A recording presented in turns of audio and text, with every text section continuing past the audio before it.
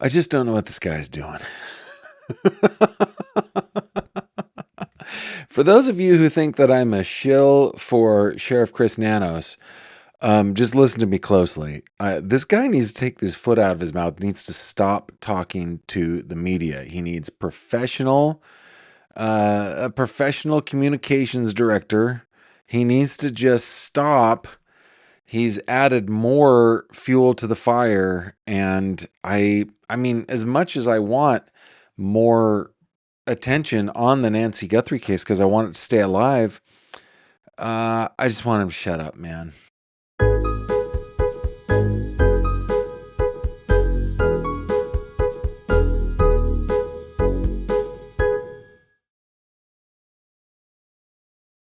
This video contains mature themes and discussions intended only for adult audiences.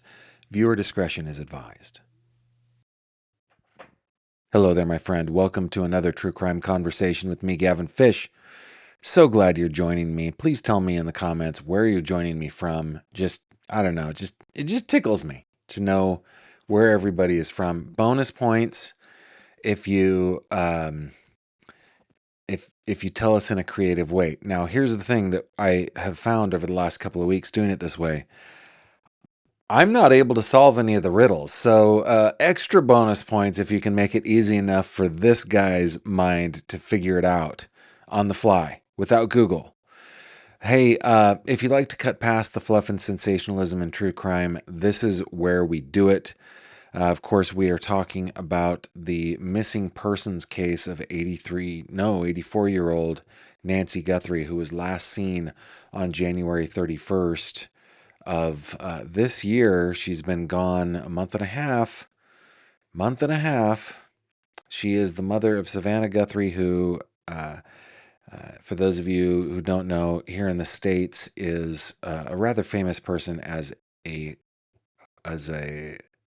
co-host, or as they might say across the pond, an announcer for a TV show. It's a morning show on one of our biggest networks, NBC. It's called The Today Show.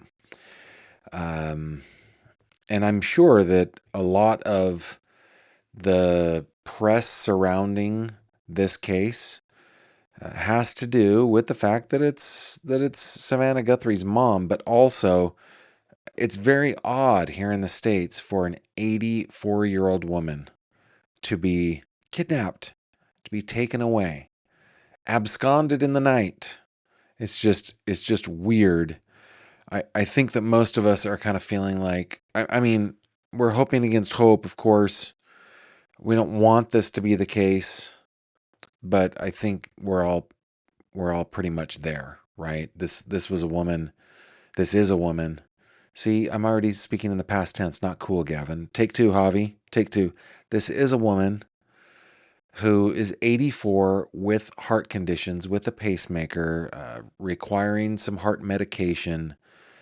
I think the likelihood of her being still on this mortal coil is unlikely. And I don't like thinking about it. I don't like saying it. That's probably where we are, but that doesn't mean the case is unimportant. We need to know who these criminals are that would do this, and still cling on to those, not cling on, cling on to. This is not a Star Trek fan show, though I am a Star Trek fan. We need to cling on to those threads of hope, right? Now, started out saying Sheriff Chris Guthrie put his foot in his mouth again. Yeah, he did. We're going to get into that. First, let's check in with y'all. Let's see. Let's see where you're coming in from. We've got Fredonia, PA in the house. Let's see if we can get this working. Come on. There we are. The OC is in the house. Orange County, Houston, Texas, Zagreb, Croatia. Croatia chiming in. The beautiful Mediterranean country that nobody thinks about for some reason. We all go to Greece We all should be going to Croatia, y'all. It is a beautiful place. Mount Shasta in the house, Hildebrand, North Carolina. Javi, there's going to be a lot of editing after this one, man. What's that? Oh, this is live. I got it. Okay. Mickey Mouseville, are we in Anaheim? We got Andersonville, Georgia, Boston area, Northwest PA, north of me, up in the Erie area, if I remember correctly. The Emerald Isle is here from the Pink Blush Sands Island of Bermuda. Wishing everyone a safe and fun weekend. I would love to go to Bermuda. Never been there. In fact, that is one of the areas of the world that I have not stepped foot on any land in that general area. In fact, the entire Caribbean, the entire Gulf of Mexico is foreign to me. I have not spent any time there. Yeah, but I hope that you're enjoying yourself there, Nikki. Watching from North Carolina. But why is your intro so creepy? It scares my dog. All right, listen. I did that intro back in 2022. Back when the show was a little more creepy, actually. Come to think of it. Is it time for a new intro? I would love your thoughts on that. Let's see. This is a riddle. Tiata sturgeon. I don't know. What side of a dog has the most hair? I'm going to say the outside. Marion, North Carolina here. Thank you for being here. A couple more. Dude, the home of Harry S. Truman. I feel like I should know this, but I don't. Texas is in the house. Brookings, Oregon. Maverick, Kentucky. Closest place to the UK in America, Cornwall. Very nice. And Minnesota is in the house and liking my creepy intro. Thank you all for checking in. It's good to. I think Croatia was our farthest viewer today, right? Croatia, the capital of horse racing, is in the house. Is this? I always go to Kentucky for the capital of horse racing. Am I in the right place? Cowtown, that is the nickname for Sacramento. That's what many people call Sacramento, which is my home stomping grounds. And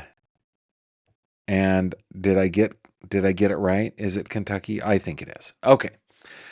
All right, guys, join me, if you will, over here to read not this article, Gavin. This is not the article we want to start with. We want to start with our buddy Michael Ruiz, who writes for Fox Digital, occasionally gets published on Fox News. I chose Mike's article about this because I love Mike. I think he's great. I know him from the Ellen Greenberg case, and I think he did maybe one of the most fair, some of the best reporting on the Ellen Greenberg case. Okay, his headline from FoxNews.com, Nancy Guthrie sheriff warns potential abductor poses public threat in Tucson. What? Wait a minute. I thought that from the beginning we were all like, no, this was a one-off. In fact, I do seem to remember Sheriff Nano saying in one of the early press conferences that they believed that this was a one-off and there's no public threat. Oh my goodness. Well, let's see what he says this time. I'm telling you, Sheriff, love you, man. Sort of. I don't have anything against you. I guess that's what I'm saying, right? I don't know you from Adam. Tell you what. Let's just take a moment. Sheriff, let me introduce you to Uncle Gavin. Listen up, kids. Uncle Gavin has some wisdom for you.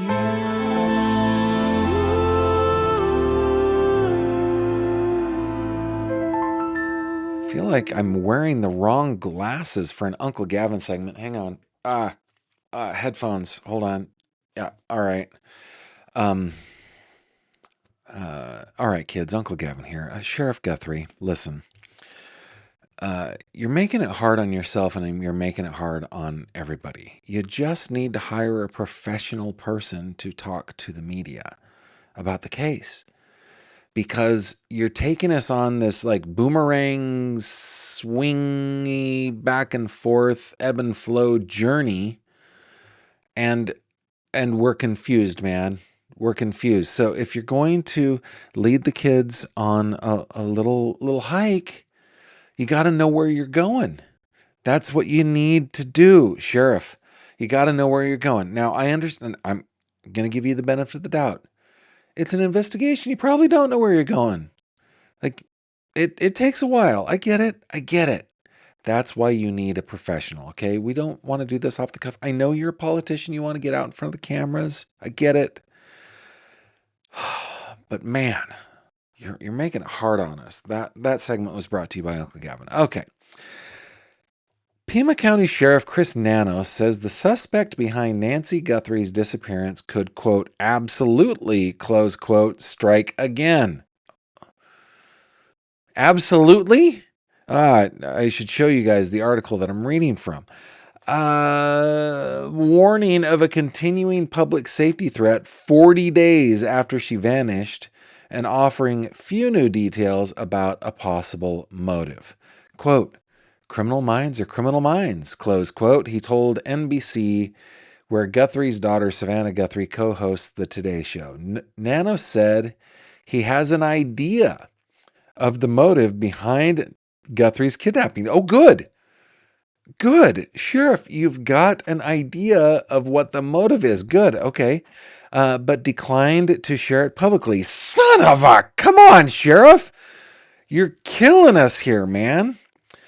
Quote, we believe that it was targeted, but we can't. We're not 100% sure of that, he said. And so it would be silly to tell people, yeah, don't worry about it. You're not his target. No, you could be, close quote. Okay, Sheriff, I agree. That is silly to tell people don't worry about it. But did you not tell people to don't worry about it? That was poorly stated. Did you not tell people not to? No, that's double negative. Didn't you tell people, hey, you shouldn't worry about that? Man, I'm being jerked around here, man. You're killing me. The 84-year-old mother and grandmother lived alone in the Catalina foothills, a wealthy enclave in northern Tucson, Arizona. She vanished under suspicious circumstances the morning of February 1st and has not been seen since. Here is our illustrious sheriff. Okay, quote, when the sheriff says investigators believe they know the motive but won't share it, there's an investigative reason. Oh, well, okay. Well, said Jason Pack, a retired FBI supervisory agent and the CEO of Media Rep Global Strategies. This is it.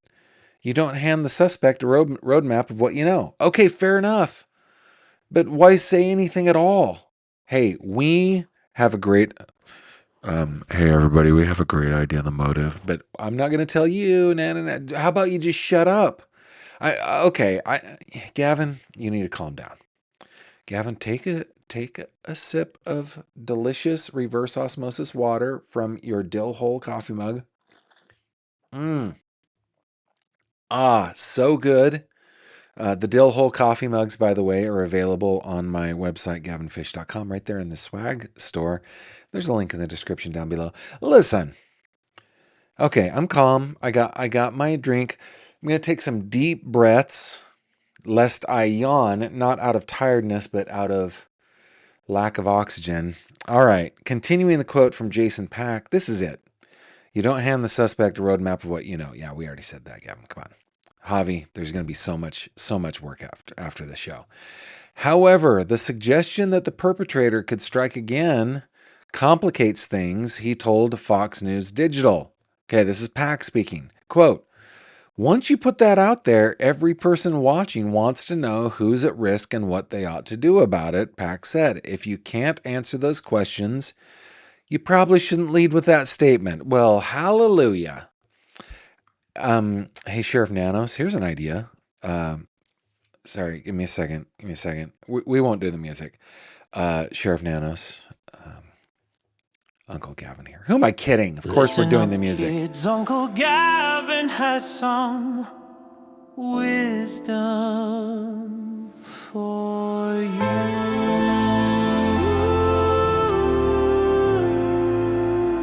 Oh, that is just so calming and so nice. Okay, Sheriff, Uncle Gavin here. At the top of your list of candidates for the professional communications expert, may I suggest the CEO of Media Rep Global Strategies and retired FBI supervisory agent, Jason Pack. Oh, wouldn't that be nice, guys? Wouldn't that be great? Yeah, don't lead with the whole you're all at risk thing. And then Mike finishes it out. A couple facts about the case, which we all know about. The front door camera is missing. There's been mixed DNA. Partial profile. They're looking into the power or internet outage. There's a whole bunch of stuff there. And then he reminds that the family is asking anyone with information to call 1-800-CALL-FBI. Now, I feel like I am in unique form today. I'm maybe a little louder than I normally am. Maybe I need to pull back the mic. I feel like I'm getting a little hot here, a little excited, but this is killing me, man. This is killing me. And yeah, tell me in your comments what you think about this. Sheriff Nanos. Let's check in with comments. Let's just check in. Let's see if anybody's saying anything. Mooney does love the intro. It is kind of classic, right? It is kind of classic. Alexandra, it's not Kentucky. Dang it. We got Yorkshire in the house. Host city to the 88 Winter Olympics. See, I don't know. I think that was Lake Tahoe, but I always go to Lake Tahoe. Let's see if anybody's chiming in about my attitude or Nanos. Oh, Elizabeth McMaster Esquire tells us, hey, Nanos does have a public information officer, but we don't hear from him or her. In fact, we don't even know if it is him or her because we don't hear from the PIO. Yeah, Brian, we did cover this, that Sheriff Nanos' resume says he worked at El Paso PD until 84, but that turned out to not be true, that he was given the option to resign rather than be fired. Robert the Ruse says, the sheriff should really apologize for the shift in what he's saying about the extent of danger to other people. It really makes me think less of him if he hasn't. Yeah, I doubt that he will. Hey, we got Hamburg in the house. The first time I ever drove on the Autobahn in an area where there was no speed limit was near Hamburg. It was in a BMW X3, and I remember getting up to, I don't remember kilometers. I think it was like 145 miles per hour. And I had more in the car. I had more, but I was scary, man. It was scary. It was very, very, very scary to go that fast for the first time in my life. But then later, this is a bit of, this is talking about my past, Wanda. Maybe you can give us some mood music. Thank you very much. Yeah.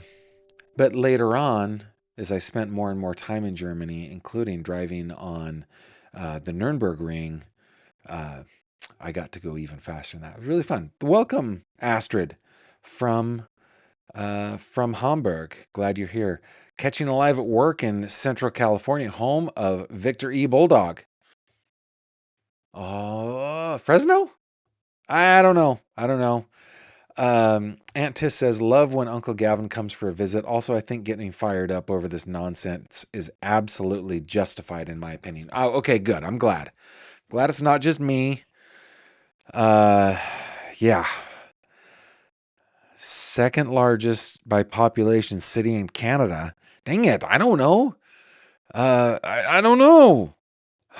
Mooney says, I thought Nanos was very personable in the first presser. I remember feeling the exact same way, Mooney. But after each one, he needs to use his PIO. I agree. All right, come with me over to the next story that I want to bring to you. This one's from Page Six. I try not to use Page Six or TMZ all that often, just because they're more focused on celebrity, and that kind of rubs me wrong. However, Teresa Roca has written a good article here from Page Six. Headline says, Sheriff makes another crucial error in Nancy Guthrie's complicated disappearance, according to an expert. Let's see, is this a... same Jason Pack. Here we go. Sheriff Nanos made another critical mistake in Nancy Guthrie's complicated disappearance, an expert believes. On Thursday, this would be yesterday, Nanos revealed he has a theory on why Guthrie was targeted and warned the Tucson, Arizona community that the abductor could strike again, but wouldn't share any further information. Former FBI agent Jason Pack told Page Six of the official's remarks, quote, from my experience as a crisis communications practitioner, where it gets complicated is when, in that same interview, he suggests the subject could strike again. Once you put that out there, every person wants to know who's at risk and what they ought to do about it. If you can't answer those questions, you probably shouldn't lead with that statement. A warning without context doesn't necessarily protect people. It worries them, and it sits a little uneasily alongside the targeted attack framing he's also offered. Yeah, Pack expanded on what he said over to Mike. Pack added, those two ideas need to fit together before they go out the door.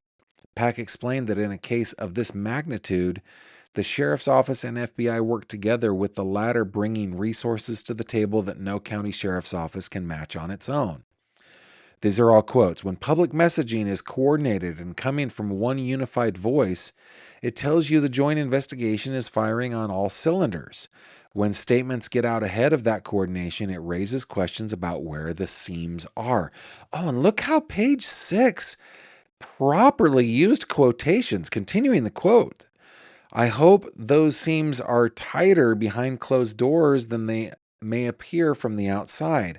I just think a little more discipline at the podium, coordinated closely with FBI leadership, would serve everyone better as this moves forward. He defended Nanos not revealing the motive. Quote, when the sheriff says investigators believe they know the motive but won't share it, there's an investigative reason. That is it. You don't hand the suspect a roadmap of what you know. I have no quarrel with that. I don't know that we need to know that they know what the motive is, though. But that's just being a professional quibbler, right? Yeah.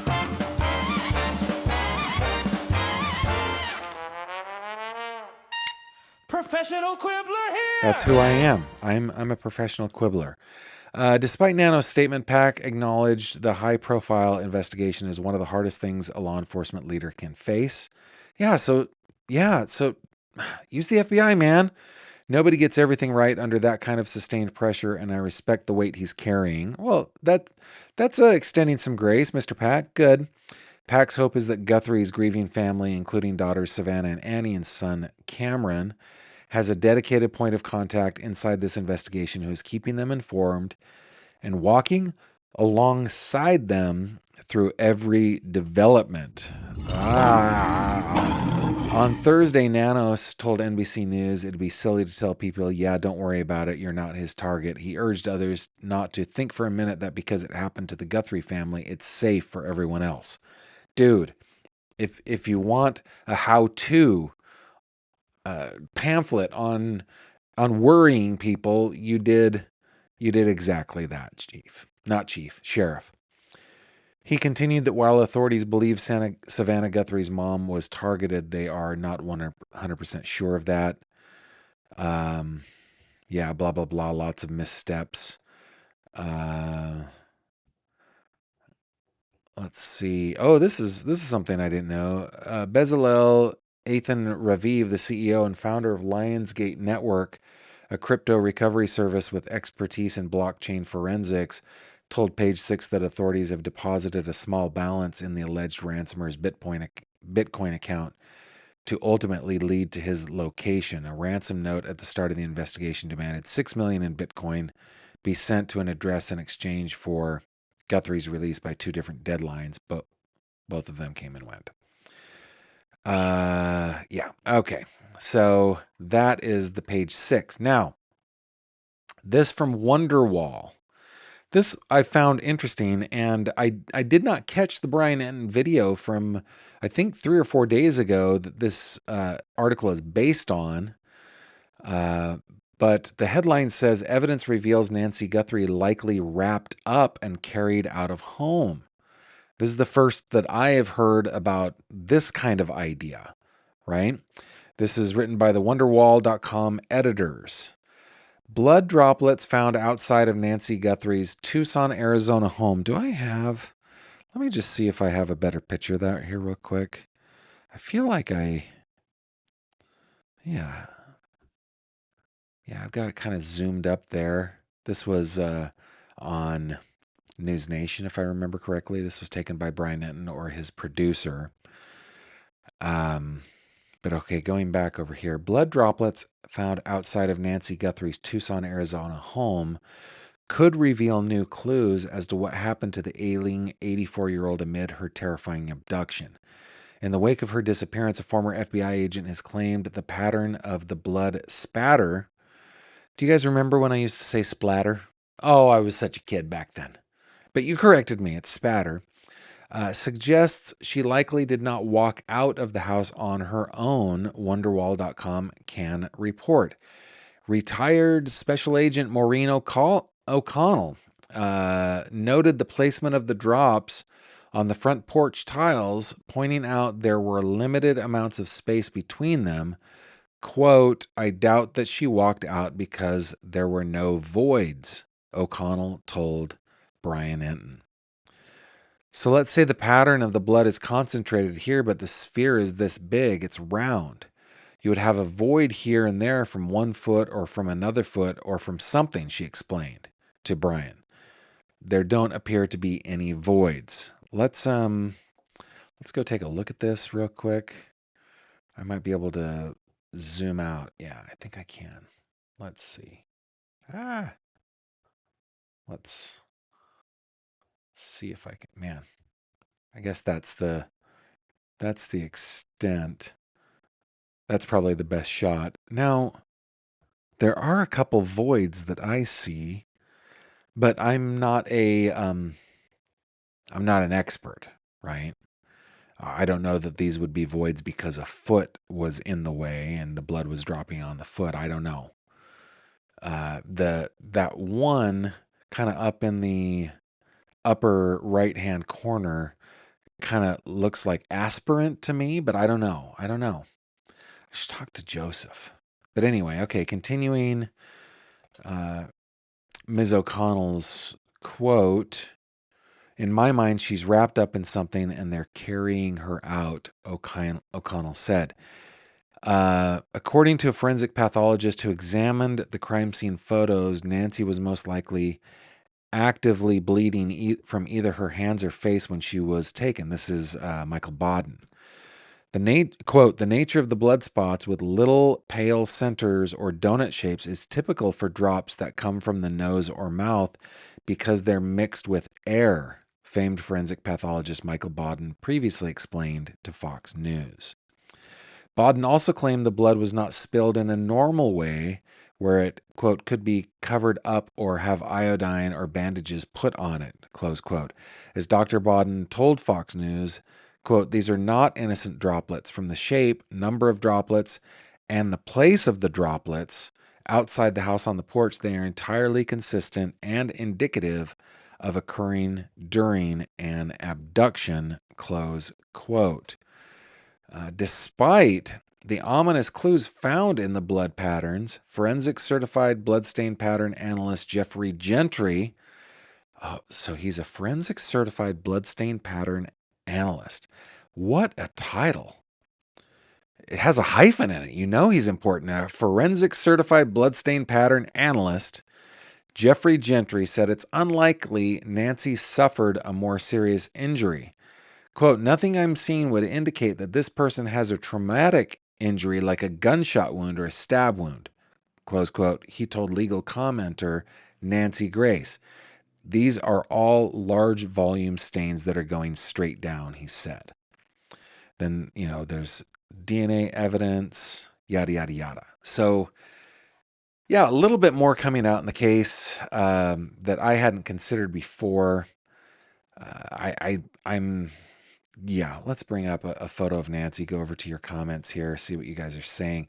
Oh, hey, thank you very much to Brian. Nanos hit with a $1.3 million lawsuit. I did see that. I didn't think that it was germane to the investigation, so I didn't cover it. But I did see it.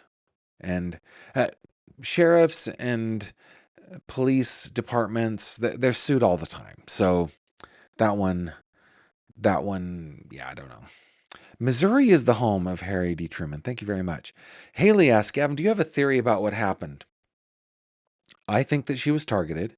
I think, I don't know the reason. And remember, we had a conversation with Jen Coffendaffer where, she posited that maybe somebody had either an issue with Nancy or with someone close to her and decided to exact their revenge or their twisted justice. So I don't know what the motive is, but I do think that she was targeted. I think that the house was cased. They did their best to cover their identities. I do believe there's more than one. I'm not sure that I agree with Ms. O'Connell, former FBI or retired FBI agent Maureen O'Connell, only because I don't have her training or experience. I just don't know if she would have been wrapped up in something and carried out. I would imagine that she wouldn't want to go willingly, but at 84, I'm trying to think of like my grandparents in their 80s. Can't imagine they'd have much choice in the matter if they weren't armed or something, right? Yeah, so I don't know. I do not know. Anything else that you guys... Kitty Hawk says she was carried out feet first, which is why no one stepped on any of the blood. Well, that's an interesting and well-reasoned theory that the blood happened behind the carriers. That's interesting. Yeah.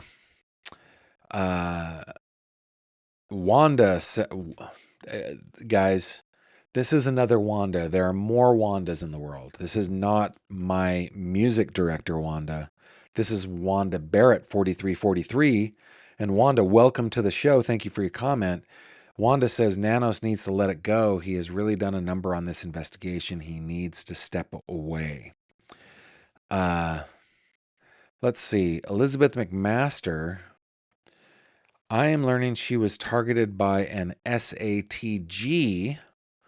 Gavin needs to educate himself. What is an SATG?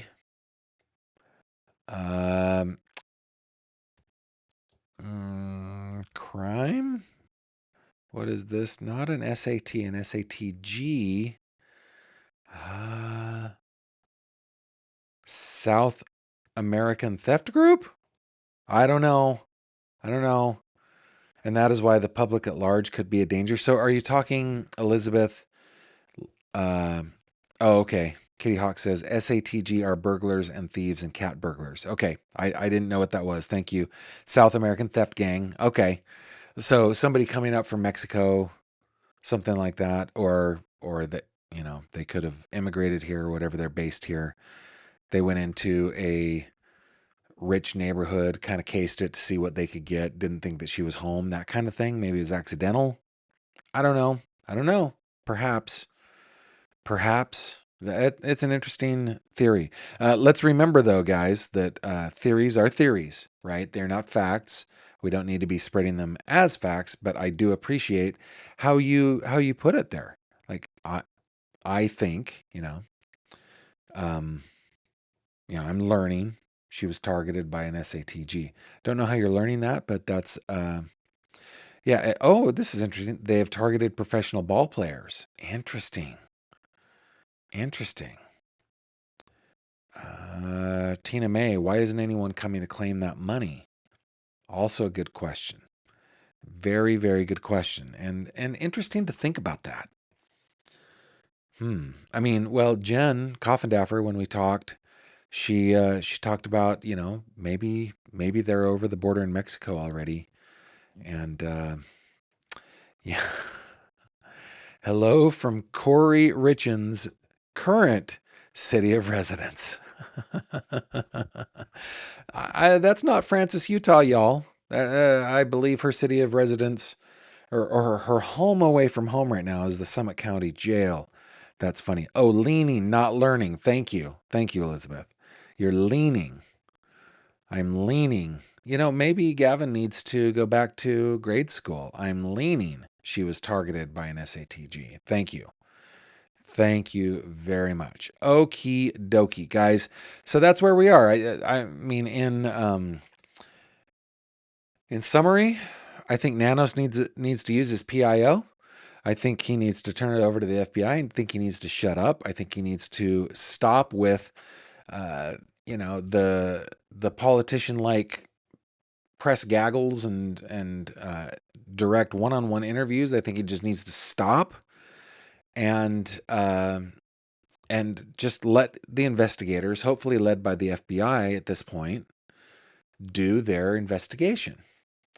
And hopefully, we will get a solve to this. Aunt Tiss says a couple more comments before we move on to 3 questions. I fear the ability to get a conviction when it is solved has been lost if we have a contaminated crime scene, etc. Nanos may have done too much damage already. Possible. Archangel, good to see you. Look, I won't defend Nanos. I think he didn't manage the investigation well from the start, but I also think it's a difficult case with little evidence to go on. Absolutely. 100%. And retired FBI agent Mr. Pack kind of thought the same thing, right? Pretty tough. Brian, thank you for the super chat. Mandated reporter decades APS is going to be huge. Mandated reporter. Why am I not following you? Hold on.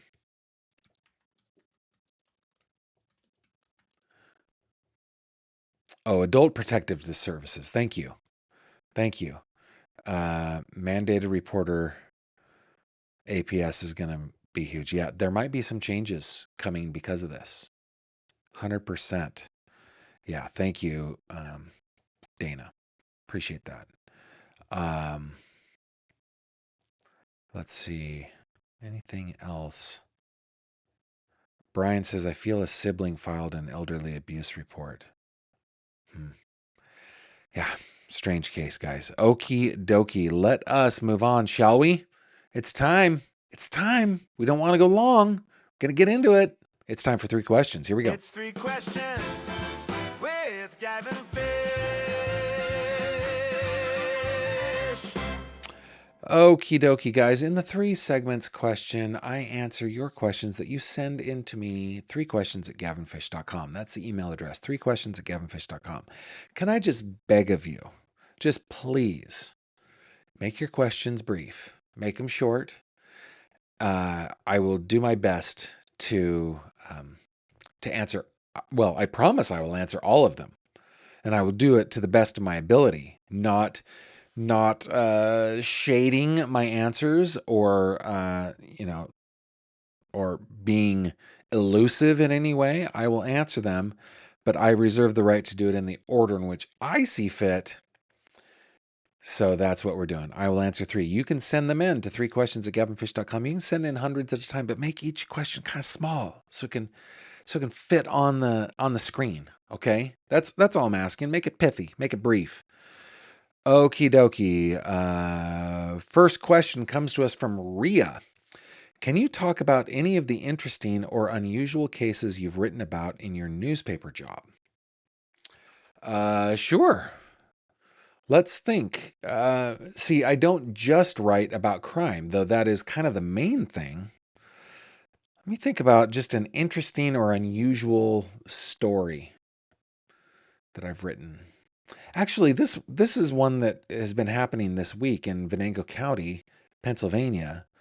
It started in January, actually. In January, there's a bridge in Oil City, Pennsylvania, that is referred to as the Y Bridge. In writing, it is spelled W-Y-E. I don't know why, because the reason it's called the Y Bridge is when you look at it from the top, it looks like the letter Y. It's a straight line, and then it separates, it bifurcates, and goes two different ways. Uncle Walt would say a train track diverted in the woods or diverged in the woods. I can't remember. I should know my poetry better. But anyway, this particular bridge is an interesting one in that it seems like people just fall off this bridge. Um, I, in this particular area, there is a lot of drug use. There is a lot of crime related to that drug abuse that happens there. And so sometimes it might be a murder, it might be somebody being shoved off of the Y Bridge. It might be a drunk person falling off the Y Bridge. But when they fall, they land into the Allegheny River, which is a dangerous, dangerous river. It flows quickly. It's not terribly deep, but as the river winds, it creates deep spots that then suck bodies down below. And in January, it is usually below freezing. And only because it is a moving body of water does it sometimes it ices over completely, but in this case it wasn't iced over completely. And a young man went in. His body was discovered on Monday about 4 miles downriver. Somebody in Pennsylvania, they call them camps. Like you might have a camp, and sometimes a camp is literally just a place that you go camping. Other times it's like your second home. It's a cabin or something like that. In this case, it was one of the latter. It was a really nice place where there are several of these second homes kind of places. And a woman went out to check on her dock and thought she saw a snake, and she had found his body. Now, that is sad.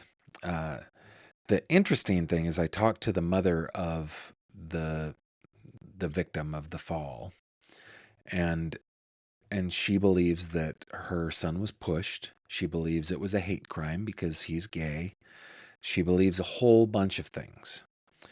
But there doesn't seem to be any evidence supporting anything more than, at least to me, that he accidentally fell off. I mean, it does appear that there were other people on the bridge at the time. There is video where a guy's like, "I just saw a guy fall off," and it's like running video.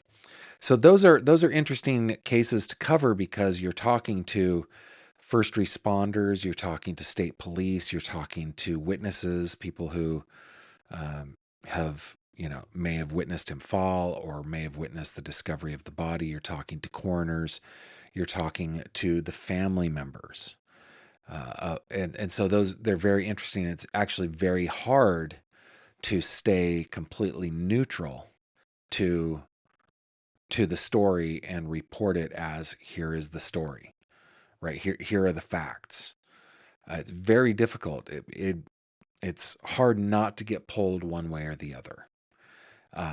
And we're human. We do get pulled one way or the other oftentimes, but then you have to write it straight down the middle, and that's hard. So that's an interesting case from recently. There are some really good. There are a couple of really good things, like same area. Oil City has a real hard time with. It's not too many people, but there are homeless people that camp out along the Allegheny River and leave huge messes behind them. And of course, these are people oftentimes with mental health problems, with drug addiction problems, and but they leave these huge messes. And this past summer, there was a man who just decided, you know what, I'm cleaning up I'm cleaning up the riverbank, and he spent his time with a few friends and family members and just cleaned up the area. And I thought that was awesome. Stories like that are a lot of fun. So, and I'm trying to think of other good, like um, Franklin, which is um, the county seat in Venango County, is a beautiful little town. Um, and Franklin has this motto that it's always eventful, and there are always things going on in Franklin. And I love it when they're like light up night is something that Franklin does that is just so much fun. I can get my drone out there, and I can cover up the little small town parades and lighting the Christmas tree and the fireworks and stuff like that. It's just a lot of fun. Maybe the funnest, man, I'm going on, but maybe the funnest is like the little things. Little awards that students get in our area, or um, you know, a, a business person that is succeeding, people that are making a difference. Those are fun. Yeah, those are all a lot of fun. Um, Question number 2: as a reporter, oh, we've got like a theme going on here. As a reporter, do you have the freedom to pick your own articles to work on, or are you assigned to them still? When I started, I was kind of the news desk guy, right? Here, Gavin, do this, do this, do this, do this. These days, I'm more of a feature writer. I'm less of a news writer. And so while I do like today, when we learned that that body of that poor young man was found, my editor said, take this one, Gavin, right? And that happens pretty frequently. But oftentimes, I've got a list of things that I'm working on that just take time to work on. And I think my list of features right now is probably close to 20 that I'm working on here and there. And then when one gets close to the end, I'll submit it, it'll get published. And sometimes my editor will be like, hey, we need a feature on Wednesday. I'm like, okay, look where I am. Let me see what I can finish up, right? So there's a lot of that. Ultimately, your editor is the one that's in charge. And I have no desire necessarily to be an editor or skill or experience to do that. I really like where I am. Good question. Thanks, Debbie. Last one. Okay, this one I'm including Kelly. This one's a long one, but I do have a little insight to this. Okay, regarding the Corey Richins trial, do you feel that hearing the words drugs, alcohol, affairs, etc., will really weigh heavily more so on than the average juror? She's talking about because this is Utah and there's a high concentration of members of the Church of Jesus Christ of Latter-day Saints, right? That have, and I am a member of said church, and we have a way of life where we don't partake of drugs and alcohol, or at least we shouldn't, right? Not naive enough to think that people don't, but that's what she's talking about here. So will it weigh more heavily, more so than the average juror, and they may have tunnel vision? Will it make it difficult for them to accept Corey's lifestyle, and for that matter, Eric's, as the alleged victim, using allegedly gummies and alcohol, etc., etc.? Okay, so my opinion on this, having been raised in the church and being an active member of the church, and having been born in Utah and spent my summers and my winters back there at Grandpa and Grandma's and stuff like that, spent my childhood there. Um, no, nobody in Utah is under the delusion that there aren't drug and alcohol problems in the state of Utah. Everybody gets it. Everybody has a family member or a loved one that drinks alcohol or does drugs, right? However, there is a segment of the church that or members of the church, I would say, that do take it kind of personally and do get a little holier than thou, and do kind of look down their nose at this kind of behavior.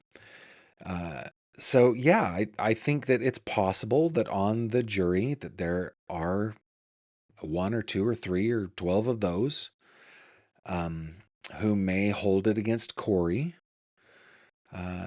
while not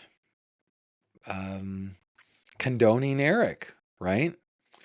I mean, in some places, at least when, well, this is just my opinion. In some places, there's this thought of why are all these non-members coming out and ruining what was our little nirvana?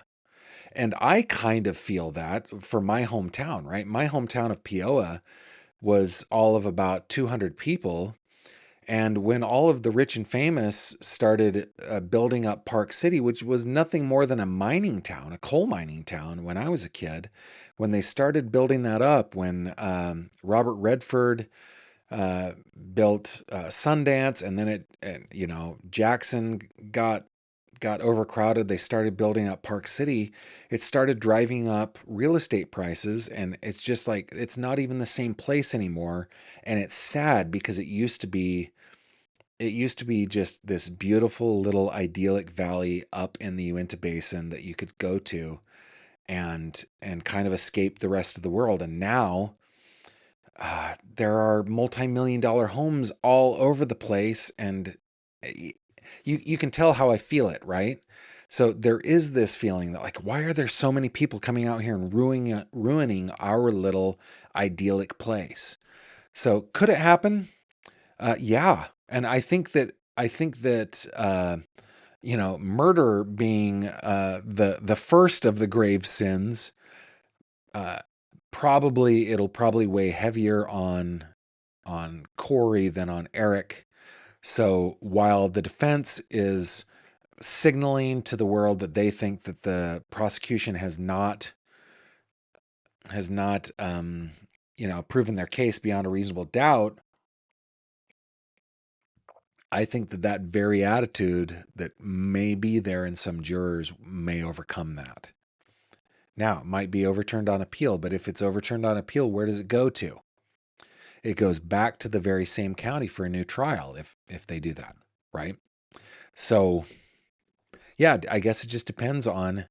Now, having said that, Park City and Heber City, well, Heber City's in Wasatch County, but Park City is chock full of people that I just described that are not members of the church, that don't have those same values, don't have those same prejudices. Maybe those are the ones that are mostly on the jury. It's hard to tell. And as Josh Ritter said from Courtroom Confidential, when he was on my show, the one thing that you can't count on is 12 people agreeing on anything, right? 12 people can't agree on what to get for lunch. So you never, ever, ever know what a jury is going to do. Now, having said all that's just my opinion, and you feel free to disagree with me. I would love to hear your take on it. And I will give you time to put your take on it in the comments for me to read while we take a look at a couple headlines. Here we go.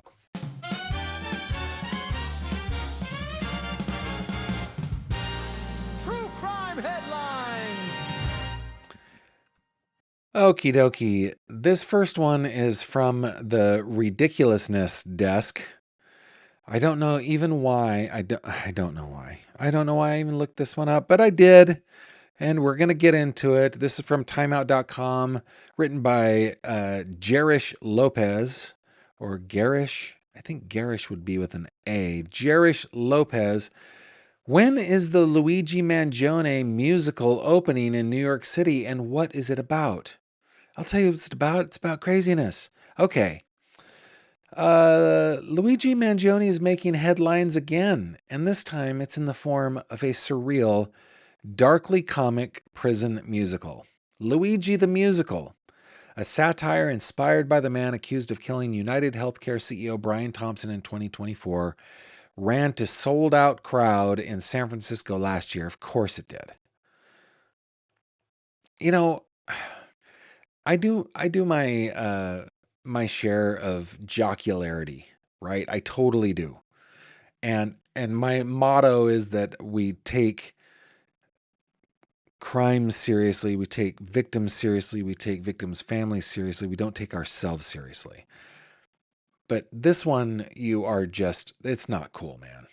This is not cool. Why are you writing anything about a murderer? There is nothing that justifies murder. I don't have to tell you guys this. It then played in Edinburgh Festival Fringe, one of the world's biggest platforms for experimental theater, and is now getting a staged reading in New York City at the Green Room 42 from June 15th to the 20th. The show was initially scheduled to be a one-night only event, but 3 more dates have already been added due to early buzz. The cast has yet to be announced. You know, my son-in-law is a working actor in New York City, and boy, do I hope that he doesn't go out for this one. Despite the title, the musical isn't a straightforward retelling of the case involving Mangione. Instead, it takes inspiration from a surreal real-life coincidence. Mangione, Sean Combs, and crypto executive Sam Bankman-Fried were all held at the Metropolitan Detention Center, Brooklyn at the same time. That unlikely trio became the spark for a satirical story that delves into internet culture, celebrity scandal, and the American criminal justice system. The musical was created by Nova Bradford with music by Ariel Johnson. Johnson also wrote lyrics alongside Bradford, and the book is credited to Bradford Johnson, Andre Margotini, and Caleb Zereng. Luigi the Musical, is a quote, uses comedy to bring deeper questions to the surface, Bradford said in a statement. Why did this case garner the reaction that it did? And what happens when people stop trusting their institutions? The production isn't meant to glorify violence. Instead, it pokes at the strange ecosystem that surrounds major crimes today, from viral commentary to round-the-clock media coverage. I might be softening a little bit to it, but I don't know. It just feels too big of a celebration. All right, second one has to do with Laken Snelling. This came out today, WKYT, written by Samantha Valentino and other members of the news staff. Headline reads, Laken Snelling. Do you guys remember the Laken Snelling case? I'm sure you do. This is the University of Kentucky cheerleader and former beauty queen who is accused of manslaughter in the death of her newborn baby. Court records, Dateline Lexington, court records obtained from Laken Snelling's case file reveal that Lexington police sought a search warrant for her Snapchat account as part of the investigation into the death of her newborn baby. Snelling, blah, blah, blah, blah, blah. We got that. According to the warrant, Snelling and her roommates communicated through a Snapchat group chat. At around 4 a.m. on August 27th, one roommate sent a message saying she heard a loud noise that sounded like something had fallen. A second roommate said she heard it too, and that whatever caused it had been forceful enough to knock a picture off the wall. One roommate said the noises lasted for about an hour. Just before 9 a.m. the same morning, Snelling sent a message in the group chat saying the noise had been her passing out.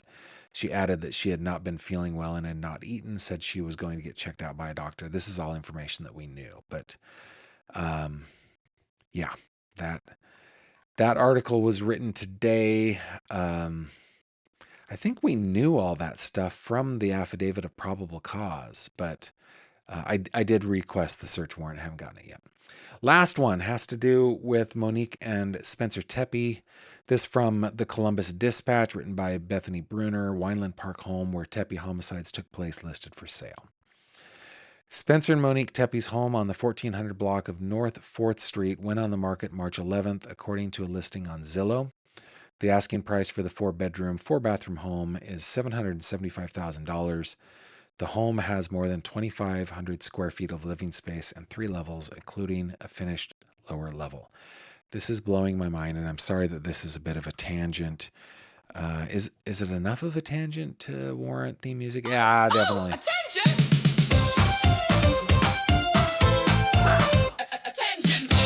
Yeah, this is blowing my mind because $775,000 for a 2,500 square foot home in Columbus. Dude, that's just way too much, right? I was back in California. I was looking at homes, just thinking, let's see what prices are these days. Oh my goodness. For a starter home, it was, yeah, $865,000 in the area that we were looking in. And that's like a 1,500 square foot house built in the 90s, right? I just can't believe that. Our home is almost 8,600 square feet. It's not even half what the price of the Tepe's home would be, and I would argue it is a much nicer place. But okay, all right. Yeah, so we're more than 3 times the size at half the price. It doesn't. That's a bit of a tangent, Gavin. Come on. The home has been viewed on Zillow more than 12,000 times in less than 24 hours, according to the information available on the listing. And this reminds, I saw that Paula from Plunder had posted all the images of the house. The Tepes bought the newly built home in 2020, having their wedding there and then starting their family. Yeah. Monique Tepe's ex-husband, Michael McKee, is charged with aggravated murder in connection with the couple's deaths. And I'm keeping my eye on that. In fact, that reminds me, I think I said yesterday that the Tepes were in Cleveland, and that, no, it was Columbus. I stand corrected. I'm sorry that I did that. Those guys are your headlines.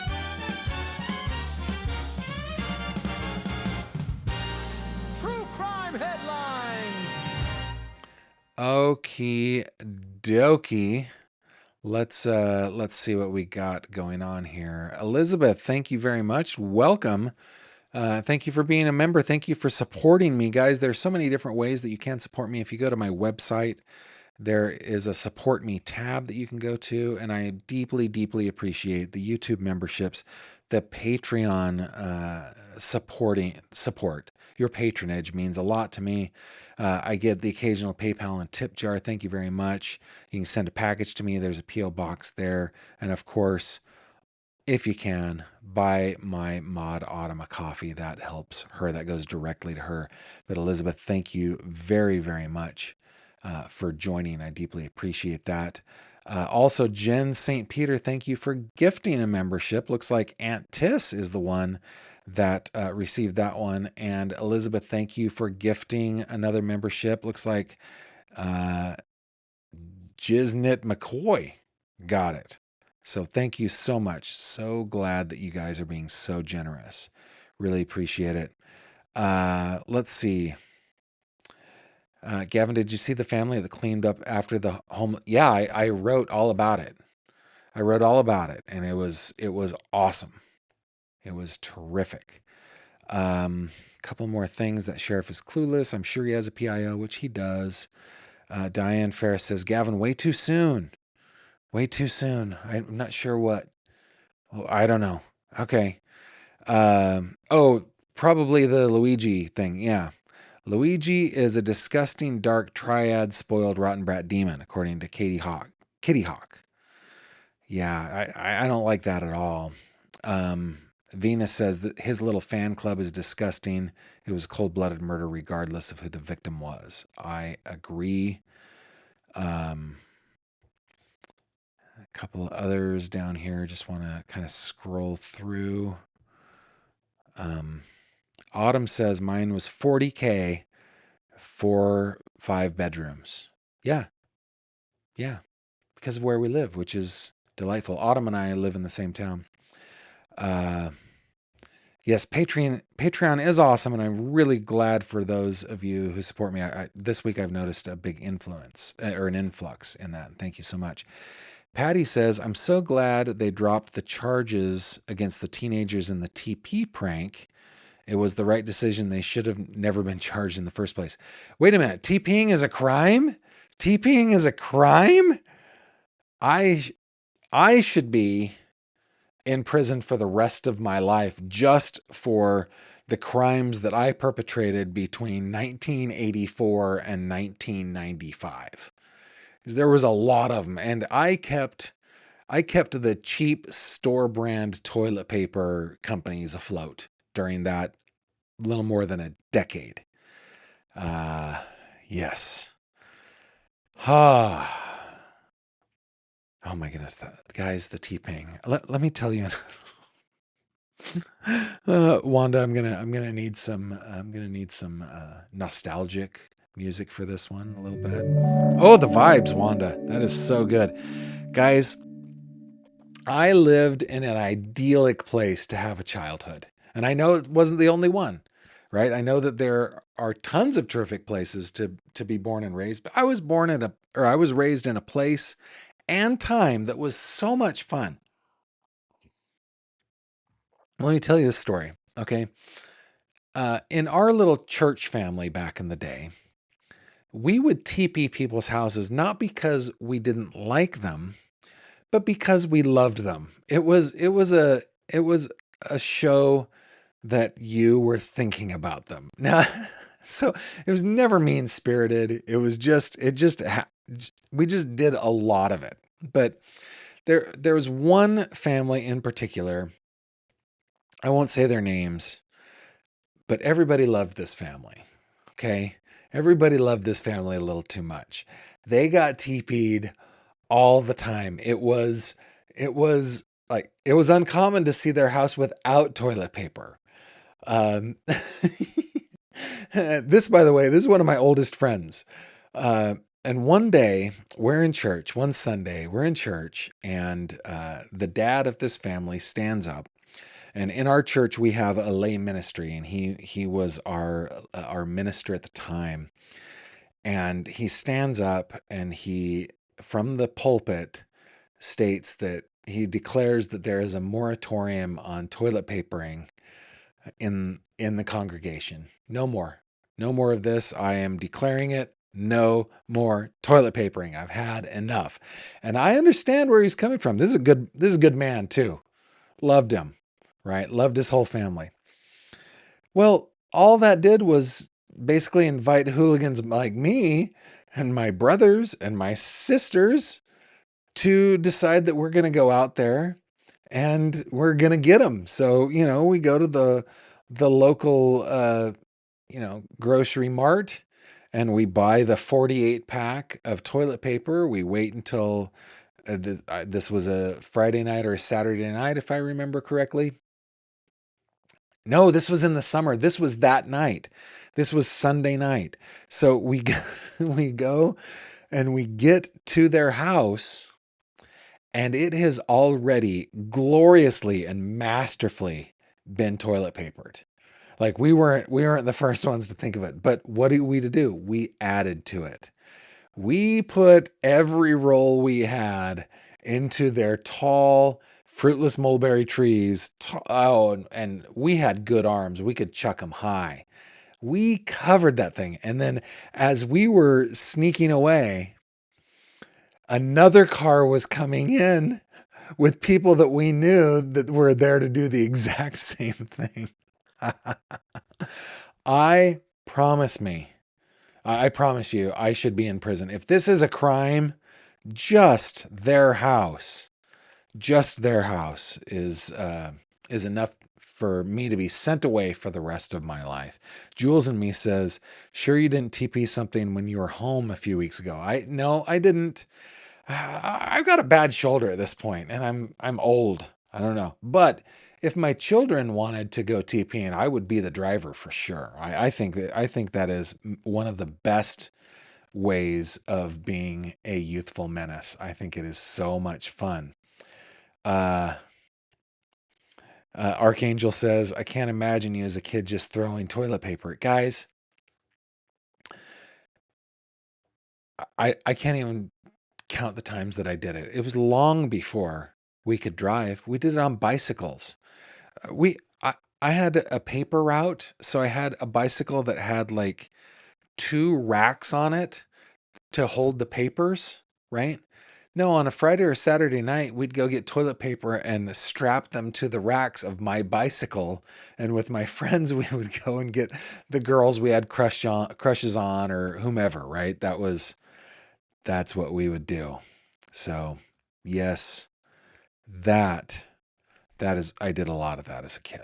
I did from the time I was probably 10, 11 years old, going out with my older sister and brothers to, I think the last time I TP'd may have been like the week before I went off to Argentina on my mission.